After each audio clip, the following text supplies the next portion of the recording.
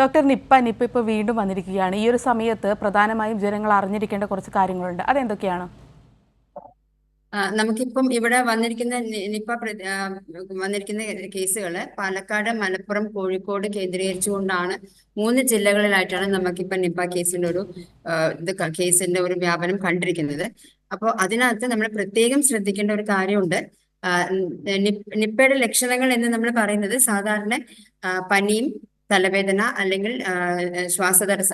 ശ്വാസകോശ സംബന്ധമായിട്ടുള്ള രോഗങ്ങൾ, അല്ലെങ്കിൽ തലച്ചോറിനെ ബാധിക്കുന്ന മാതിരിയുള്ള രോഗങ്ങൾ. അപ്പൊ നമ്മൾ ഏതൊരു പനി കേസ് വന്നു കഴിഞ്ഞാലും ഒരു അക്യൂട്ട് റെസ്പിറേറ്ററി ഡിസ്ട്രസ് സിൻഡ്രോം എന്ന് പറയുന്നത്, അതായത് ശ്വാസം മുട്ടല് കൂടുതലായതിനു ശേഷം അവർക്ക് ശ്വാസ തടസ്സം വരികയും അങ്ങനെ വരുന്ന കേസുകൾ എപ്പോഴും നമ്മുടെ സർവൈലൻസിലുണ്ടാവും. അതേപോലെ തന്നെ പനിയോ അവസ്മാരവുമായിട്ട് വരുന്ന കേസുകളും ഏത് ഏജ് ഗ്രൂപ്പ് ആണെങ്കിലും നമ്മുടെ സർവൈലൻസിൽ വെക്കും.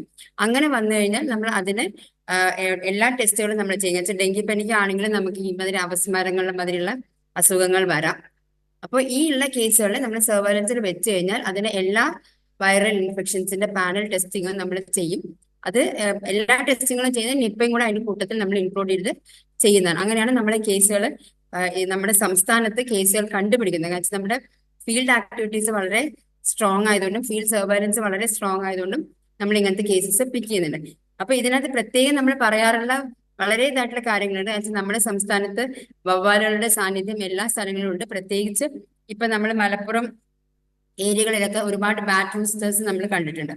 അപ്പോൾ ഒരു കാരണവശാലും വവ്വാലിന്റെ ആവാസ സ്ഥലം, അതായത് അവർ ഇതാക്കുന്ന സ്ഥലങ്ങൾ ഒരു കാരണവശാലും നമ്മൾ അവരെ ഡിസ്റ്റർബ് ചെയ്യരുത്. കാരണം അവരുടെ ഒരു എക്കോളജിക്കൽ സിസ്റ്റം അനുസരിച്ച് നമ്മൾ ഡിസ്റ്റർബ് ചെയ്ത് കഴിഞ്ഞു കഴിഞ്ഞാൽ അപ്പം ആ ഒരു സ്ട്രെസ്സിനകത്ത് ഇവർക്ക് ഒരുപാട് ഇത് വരാൻ സാധ്യതയുണ്ട്.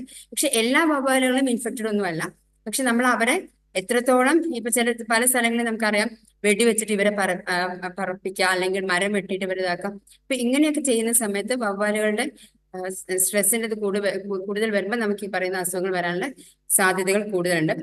അതേമാതിരി തന്നെ വവ്വാല് കടിച്ചിട്ട പഴങ്ങൾ, നമ്മൾ പണ്ട് സാധാരണ എപ്പോഴും പറമ്പിലൊക്കെ പോകുമ്പോൾ അവിടെ എവിടെയെങ്കിലും പഴങ്ങൾ കാണുകയാണെങ്കിൽ നമ്മളത് നന്നായി കഴുകി ചെത്തിയിട്ടൊക്കെ സാധാരണ കഴിക്കും. പക്ഷെ ഈ വവ്വാലിന്റെ ഇത് വന്നതിന് ഈ നിപ്പ അസുഖം വന്നതിന് ശേഷം നമ്മൾ കൃത്യമായിട്ട് ഒരു ഐസ് എന്നുള്ള രീതിയിൽ എല്ലാവർക്കും ഒരു അവബോധം കൊടുക്കുന്നതാണ്. ഒരു കാരണവശാലും നമ്മൾ പറമ്പിൽ വീണ് കിടക്കുന്ന സാധനങ്ങൾ കഴുകാതെയും അത് വവ്വാൽ എന്തെങ്കിലും കഴിച്ചിട്ടുണ്ടെങ്കിൽ കടിച്ച സാധനങ്ങൾ ഒരിക്കലും കഴിക്കരുത് എന്നുള്ള കൃത്യമായിട്ടുള്ള ഒരു നിർദ്ദേശം ആരോഗ്യ വകുപ്പിന്റെ ഭാഗത്തു നിന്നും പോവാറുണ്ട്.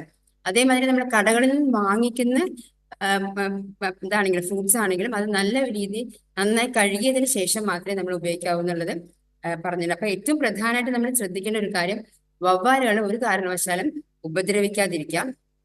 എന്നുവെച്ചാൽ അവര് ഈ മനുഷ്യന്മാർ താമസിക്കുന്ന ഇടത്തുള്ള മരങ്ങളിലൊക്കെ ഇതായി കിടക്കുന്നുണ്ട്. പക്ഷെ അതിനെ നമ്മൾ എത്രത്തോളം ഉപദ്രവിക്കുന്നോ അത്രത്തോളം നമുക്ക് ഈ പറയുന്ന കേസസ് വരാനുള്ള സാധ്യത കൂടുതലാണ്.